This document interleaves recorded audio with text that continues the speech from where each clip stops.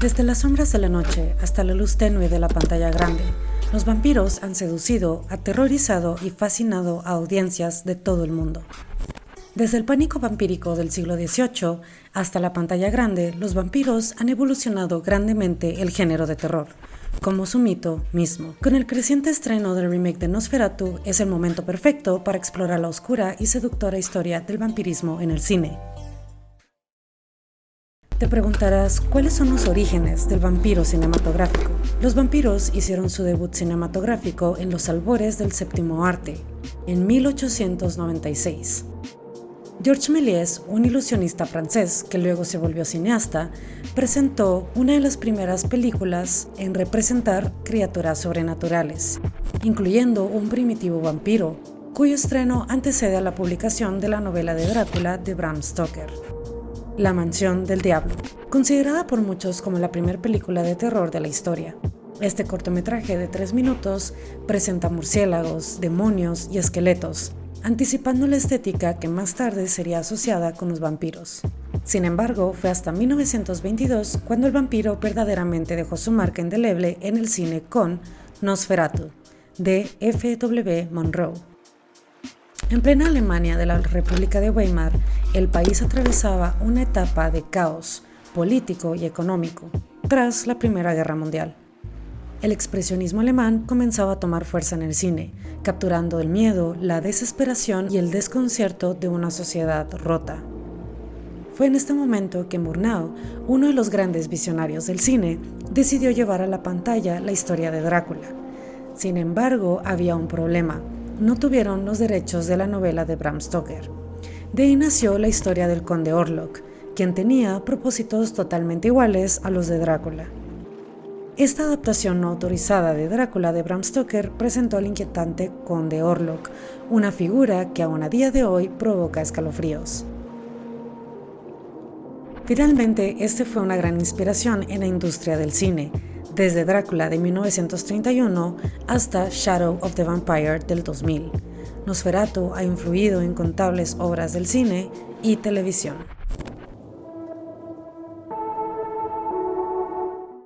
Bela Lugosi, un actor húngaro, es sinónimo de Drácula y el vampirismo en el cine clásico.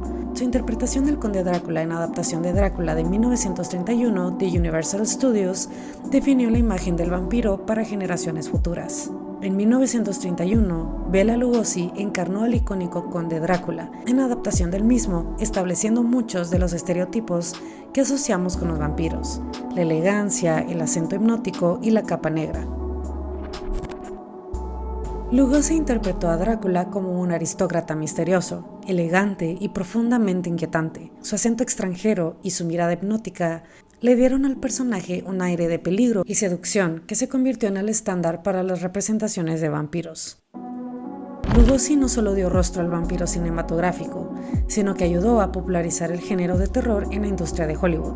Su éxito como Drácula llevó a Universal Studios a producir más películas de monstruos, creando lo que ahora se conoce como la era dorada de los monstruos de Universal. Aunque Lugosi interpretó a otros vampiros similares como el conde Mora en otras películas, no volvería a interpretar al conde Drácula hasta Abbott and Costello Meet Frankenstein de 1948. El paso de los años y una vida desenfrenada afectaron la salud y fama del actor, que terminó sus días en la pobreza y el olvido, actuando en películas de bajo presupuesto como Plan 9 del espacio exterior de Ed Wood, su último papel. Posteriormente, la productora Hammer Films no se quedó atrás, ya que en la década de 1950, Christopher Lee revitalizó el vampiro, aportando una intensidad y sensualidad que redefinieron al personaje para una nueva generación en la película Horror of Drácula de 1958. Christopher Lee presentó una nueva imagen del conde vampiro, mucha más dinámica y colorida, con colmillos y ojos inyectados en sangre. La interpretación de Lee tuvo tanto éxito que se convirtió en el actor que más veces ha interpretado al conde Drácula en la historia del cine. El nacimiento del vampiro de colmillos, la innovación de 1957. Durante décadas, las representaciones cinematográficas de los vampiros se caracterizaron por su sutileza y simbolismo. evitando mostrar explícitamente los colmillos característicos que asociamos de ellos. En clásicos como Nosferatu y Drácula, el vampirismo se sugería a través de miradas hipnóticas, sombras inquietantes y la teatralidad de los actores, dejando los colmillos fuera de la ecuación visual. Esto se debe también a la evolución de su psique en medios audiovisuales, ya que han pasado de ser seres de romanticismo y deshumanización a vampiros que hoy en día son más explicados y representados de forma más explícita. El cambio llegó increíblemente en 1957 con El vampiro, una película mexicana dirigida por Fernando Méndez, considerada una de las primeras en el género de terror mexicano. El vampiro se atrevió a mostrar por primera vez los colmillos del vampiro en pantalla. Este marcó un antes y un después en la representación visual de estas criaturas. La figura del vampiro ha sido utilizada para explorar temas de erotismo y deseo prohibido. Carmilla, la novela de Sheridan Le Fanu, inspiró múltiples adaptaciones cinematográficas que exploran la sensualidad y la transgresión. Estas películas desafiaron las normas sociales de su tiempo, utilizando el vampirismo como metáfora de la liberación sexual y la exploración de la identidad. El cine gótico europeo. Tenemos, por ejemplo, Daughters of Darkness, de 1971. Este filme belga aborda el vampirismo femenino desde una perspectiva erótica, centrándose en la seducción y la ambigüedad de los deseos. Vampire, de 1932. Aunque más sutil en su representación, esta película de Carl Theodor Dreyer utiliza el misterio y la cercanía física para evocar un erotismo implícito. El vampirismo y la contracultura. The Hunger, de 1983. Con Catherine Deneuve y David Bowie, esta película explora relaciones bisexuales y un erotismo decadente en el contexto del vampirismo. Es un clásico del cine de culto que combina sensualidad y horror. Horror italiano. Black Sunday, de 1960. Aunque no explícitamente erótica, la interpretación de Barbara Steele como una vampiresa añade un matiz de deseo y seducción de terror gótico. Vampiros Lesbos, de 1971. Una obra del cine exploitation europeo que combina erotismo y horror con un estilo psicodélico. El cine independiente y de culto. Let the Right One In, Déjame Entrar, de 2008. Aunque menos explícita en términos sexuales, esta película aborda temas de deseo y conexión emocional a través del vampirismo.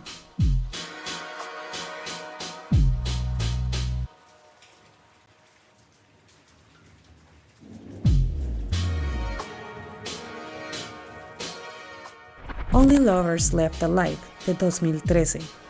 Este filme de Jim Jarmusch presenta a los vampiros como seres melancólicos y sensuales, con una química innegable entre sus protagonistas, interpretados por Tilda Swinton y Tom Hiddleston.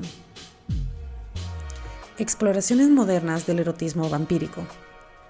Esta es sin duda una de mis favoritas, Interview with the Vampire, Entrevista con el vampiro, de 1994, basada en la novela de Anne Rice.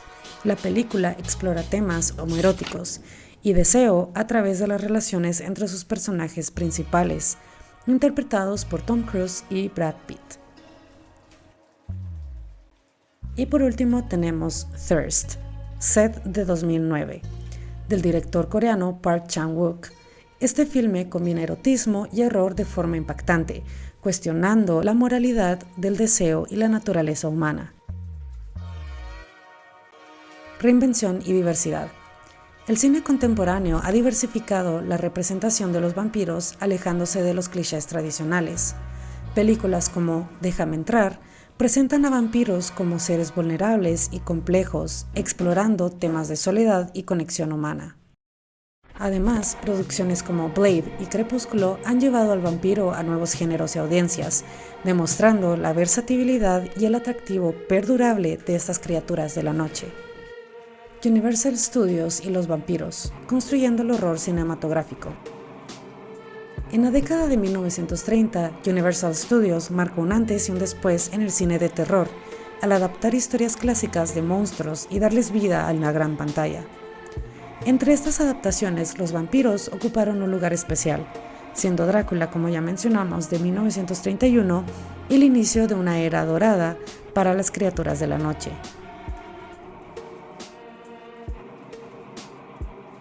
Originalmente, como te conté antes, Nosferatu pretendía ser una película de Drácula, queriendo convertir la novela en una obra audiovisual. Sin embargo, no obtuvieron los derechos.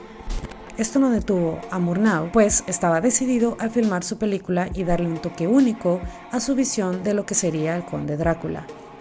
A pesar de haber logrado el estreno de la cinta, la esposa del difunto irlandés Bram Stoker presentó una demanda, debido a que la historia literalmente era un copy-paste de Drácula.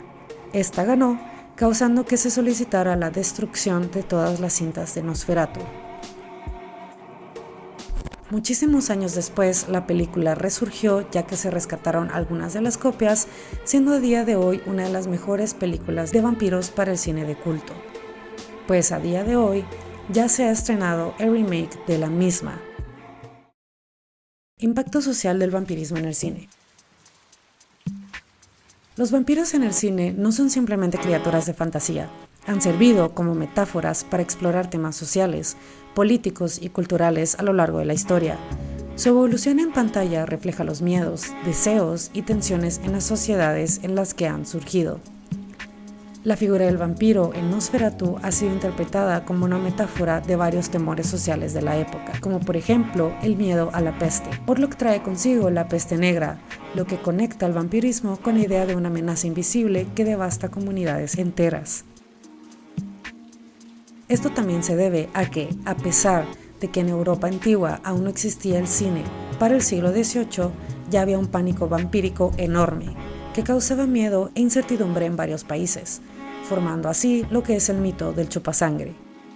Si bien es cierto, existen tratados como el Von den Kaunen und Schmanzen der Toten in Graven, que se traduce como sobre el masticar y chasquear de los muertos en sus tumbas.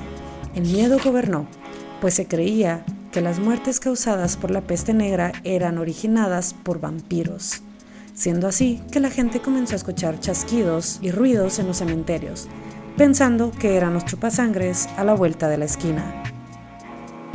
Este es un tratado fascinante escrito por el teólogo y médico alemán Michael Rampt en 1728, uno de los documentos más antiguos y relevantes sobre el folclore de los vampiros, que influiría en la percepción cultural y literaria de estas criaturas. Este intenta desmentir el vampirismo de aquella época, pero la intriga hacia lo misterioso y macabro siempre sobresalió. Todas estas películas acerca del vampirismo también nos provocan miedo a lo desconocido y a la otredad. El vampiro como figura que habita entre lo humano y lo monstruoso, encarna el miedo a lo desconocido y a los otros. En Europa, de principios del siglo XX, los vampiros eran asociados con la decadencia y la corrupción extranjera. Por ejemplo, el conde Drácula provenía de Transilvania. Era visto como una invasión de lo desconocido en tierras civilizadas. El vampiro también ha sido un símbolo de poder, de riqueza y de explotación. En muchas representaciones, los vampiros son aristócratas, que se alimentan de las clases trabajadoras, como en Nosferatu.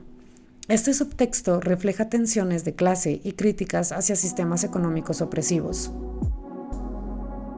Un ejemplo contemporáneo bastante bueno es la película Daybreakers de 2009, ya que lleva esta idea más allá, mostrando un mundo donde los vampiros han industrializado la alimentación humana, simbolizando el capitalismo extremo.